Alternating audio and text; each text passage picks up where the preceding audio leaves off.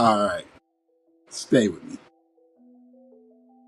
The Los Angeles Clippers might be the most snake-bitten franchise in sports. Not because they never tried, not because they never had stars, but because every single time it feels like they're finally about to break through. However, something breaks. And I mean literally. Today, we're doing a deep dive into why the Clippers, despite money, stars, and opportunity, still can't figure it out. And before we get to the video, you're probably wondering, who's this handsome man on your screen? I'm Immanuel Siafa, and this is my channel, Stay With Me, where I say my crazy takes and try to defend myself for like 20 to 30-ish minutes. But before we get on to with the video, make sure you subscribe, like, comment, share it with your friends and families. And if you like podcasts, you should look after my podcast, Me Personally Podcast, on YouTube, Apple Podcasts, Spotify, Amazon's, iHeartRadio, SoundCloud, everywhere. Check out Me Personally Podcast, and let's get with the video. Let's set the stage. The Clippers were founded in 1970 as the Buffalo Braves. They later became the San Diego Clippers in 1978 and the Los Angeles Clippers in 1984. And all that time, 0 championships, 0 finals appearances. They never been to the NBA Finals. Here's another wild stat. From 1977 to 2011, over 3 decades, Clippers made the playoffs only 4 times. 4. That's not a rebuild. That's a lifestyle. And when they finally moved to LA in 1984, they spent the next 27 seasons as the other team in LA. Only 4 playoff trips, 1 playoff series win. Lakers were hanging banners, and that's the Clipper experience. Being the little brother. Being the, I don't want to go to the Clippers game. Can you go to a Lakers game instead? Like, being the forgotten child. Believe it or not, the franchise actually started with a promise. In Buffalo, they had Bob McAdoo, scoring titles, playoff experience, legitimate star power. But then things got weird. In 1978, Braves owner John Y. Brown Jr. literally swapped franchise with the Celtics owner Irv Levin. Not traded players, they traded franchises. That's the first bad trade that the Clippers organization was a part of. The reason why Levin wanted a team in California, so boom, that team became the San Diego Clippers.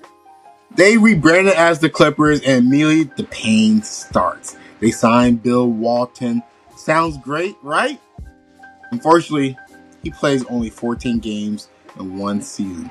Then he refractured his foot, missed the entire years.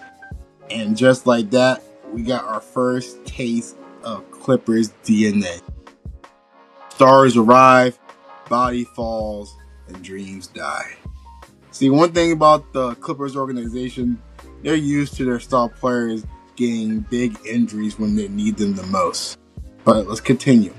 However, then came the move to Los Angeles, California. Donald Sterling, which we'll talk about him later, relocates the team without the league approval. The NBA sues him. They settle for $6 million. And from that moment on, also sharing the same stadium too for a long time, the Clippers become the Lakers JV team, the Lakers little brother, the LA other team, the embarrassment of Los Angeles, the embarrassment of Los Angeles teams. Because when you think about LA teams, all the LA teams are known as winners. Okay, you got the Lakers, you got the Rams, not really the Chargers. When they were in LA, you got the Raiders. You got the Kings. You got the Dodgers. The list goes on. Like I said, from that moment on, the Clippers became the Lakers JVT. Same city, same building, opposite universes.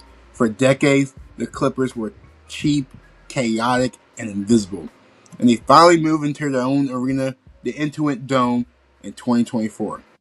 But it took them 40 years to stop sleeping on the Lakers' couch.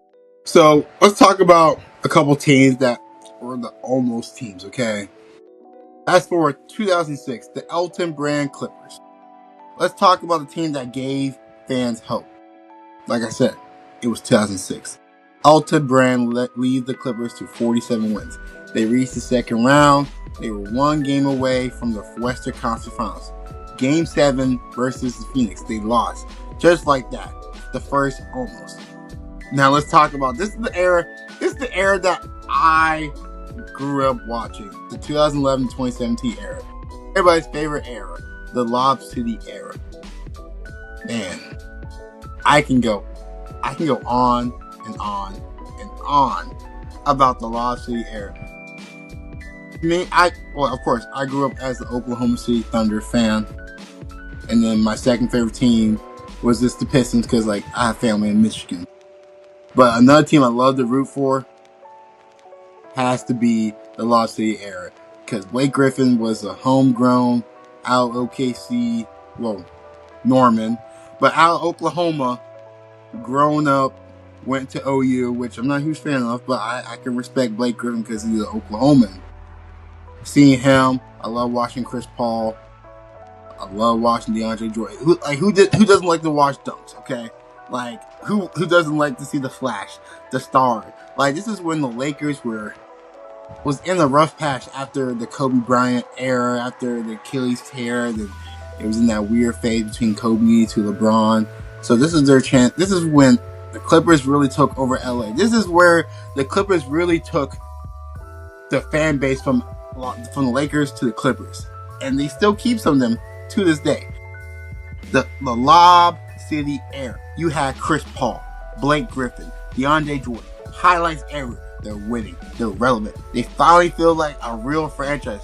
But then something always breaks. 2015 happens. They were up 3-1 on Houston. Game 6. They lead by 19 points. 19. And then they lose. Not only do they lose Game 6, they also lose Game 7. That collapse is the Clippers' folklore. One of the biggest chokes in NBA history. Their greatest rival isn't the Lakers. It's the calendar. Because April always wins against the Clippers. And if you think 2015 was the only time the Clippers collapsed, stay with me. Let's rewind back to 2014, a year before. Western Conference semifinals, Game 5. I remember this like it was yesterday. Clippers versus Thunder. The Clippers were up 7 points with 49 seconds left. 9 seconds.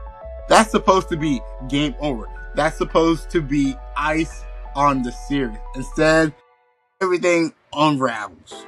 Chris Paul turns the ball over. Then he misses free throws. The Thunder start stealing possession. Buckets, fouls, chaos. And just like that, a 7-point lead evaporates. Final score, 105-104, OKC Thunder. 1 minute earlier, the Clippers were in control. 1 minute later, they're walking off the floor stunned. That moment didn't just cost them Game 5.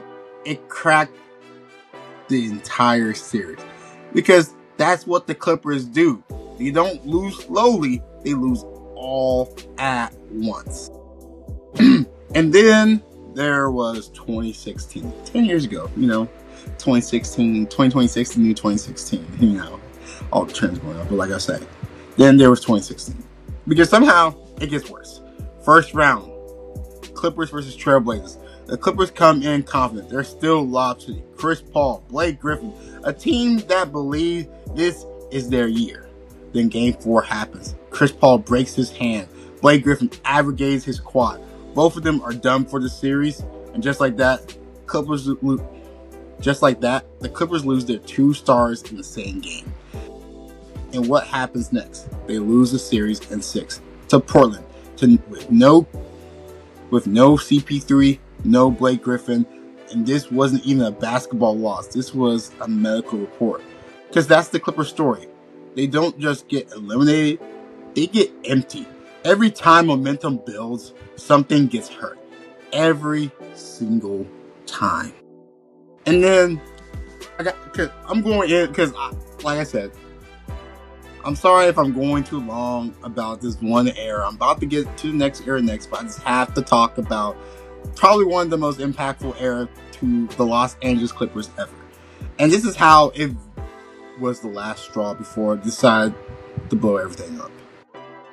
And by 2017, that was that last straw. Game 7, Clippers versus the Jazz, first round. No Blake Griffin because he had a toe injury.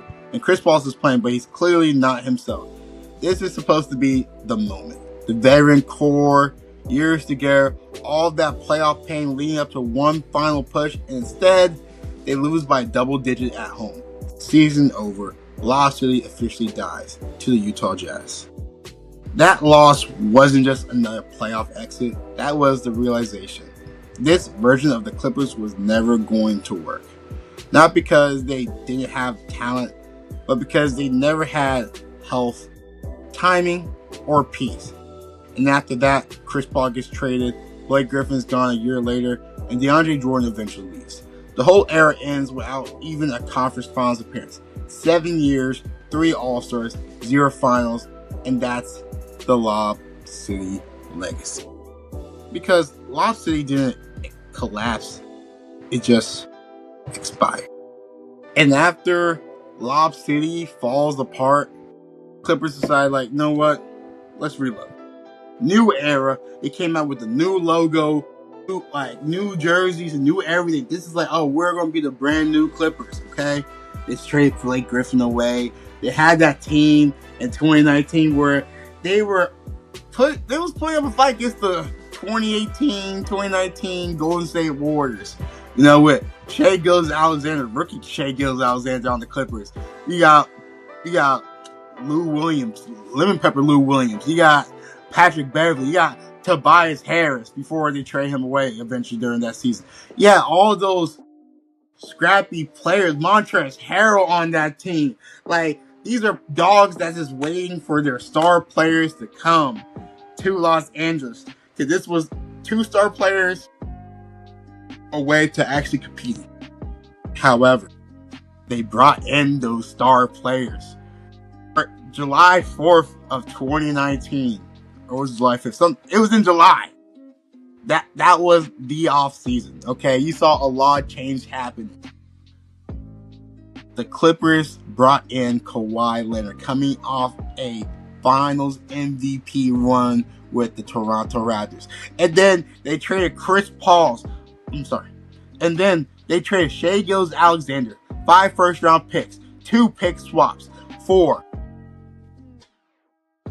someone who finished 3rd in MVP voting, someone who finished 3rd in Defensive Player of the year before Paul George. This was supposed to be the reset. This is supposed to be the championship time. Because the Warriors was falling apart. There was chaos in the West. No one knew who was going to be. Was it going to be the Lakers with LeBron and AD? Or was it going to be the Clippers? Because people was heavy for the Clippers. I remember seeing people on ESPN. This is all the Clipper city now. Because this is LeBron's about to get run out of LA. So let's walk through it. Because since it's most recent, it's quite painful. First year together, Kawhi, PG, deep roster. They go up 3-1. This was in the bubble, so they like to make those excuses. They were up 3-1 on the Nuggets in the second round. 3-1. Sound familiar? Game 5, blow lead. Game 6, blow lead. Game 7, complete no-show. Kawhi and Paul George combined for one of the worst Game 7 performances you would ever see from star players. Season over. That wasn't just a loss. That was humiliation. That was the moment everyone started saying, yeah, the Clippers might be really good. And then they go see older brother go on to win the whole entire NBA Finals when they were competing with the Lakers that whole entire season. Lakers were the 1 seed, Clippers was the 2 seed. It really was supposed to be LA versus LA, but the Clippers got in their own way again. 2021. The breakthrough that didn't really count. Because they finally pushed through. They beat Dallas. They beat Utah. First Western Conference Finals in franchise history. And right before they get there, Kawhi tears his ACL. Done. No Kawhi. They fight, but they lose to Phoenix in 6. So the Clippers finally make it farther than ever without their best player. Because, of course, 2022, that was the lost season. Kawhi doesn't play the entire year. Paul George misses time. They end up in the play-in, lose, no playoffs, no momentum. This guy take the L and then move on to the next season. 2023, the Sun Series. Kawhi comes back, look amazing. Game 2 happens. Knee inflammation shuts down again. Clippers lose to Phoenix in 5. Clippers lose in 5 to Phoenix. Another series where Kawhi starts hot and finish in street clothes. 2024, the Mavericks. Same story. Kawhi comes back late in the season, clearly not healthy, tries to play through it. Clippers losing the first round to Dallas. No explosion, no miracle. There's another quiet exit. So let's recap the Kawhi era. Well, not just the Kawhi era, the Kawhi and Paul George era. So 2020, blow a 3-1 lead. 2021, finally breaks through, but Kawhi gets hurt and loses in 6 to Phoenix. 2022, it misses the playoffs. 2023, Kawhi hurts again, and they lose. And 2024, Kawhi is limited, first round exit. And also last year, another first round exit to a Game 7 against the Denver Nuggets. And what's happening with all those draft picks they send to the Thunder? The Thunder just won a championship last year with the Shai Gilgeous-Alexander, who was on their team as a rookie, and their draft pick Jalen Williams, who is the Thunder's second leading scorer on that team, who dropped 40 points in the NBA Finals game. But I digress. Because even when they succeed, they can't stay healthy long enough to enjoy it. But now let's talk about drafting. Because the Clippers don't just miss, they miss big. Michael Olajuwon, Candy, or something like that. The Candy Man, basically. In 1998, they took him in the first overall pick over Dirk Nowitzki, over Paul Pierce, over Vince Carter. That's not just a miss, that's a generational miss. That's that miss that has you thinking up night, listening to Drake, Marvin's Room. But let's continue. Sorry I pronounced this wrong.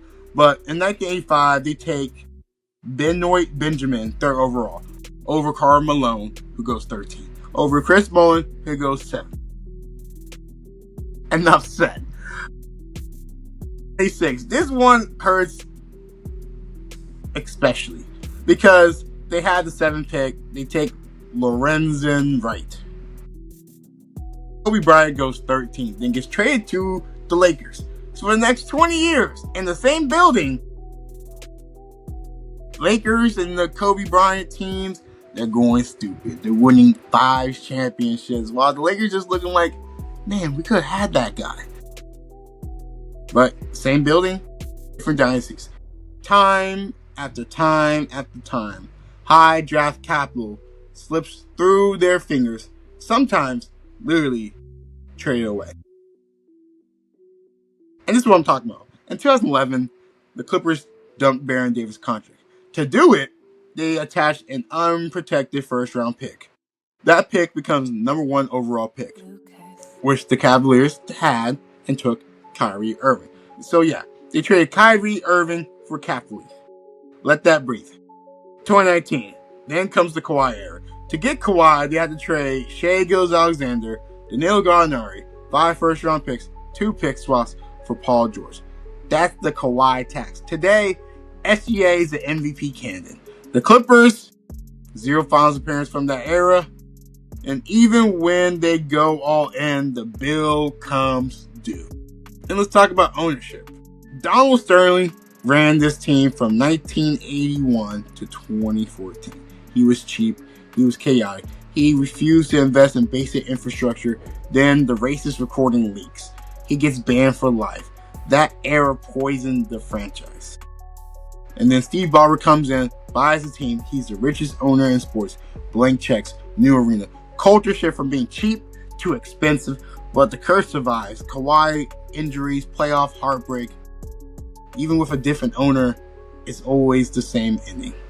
So why does this keep happening? 4 reasons. Number 1, being in the Lakers' shadow. Same city, opposite legacy. Free agents choose banners over billboards. 2, the injury DNA. Bill Walton, Blake Griffin, Kawhi Leonard.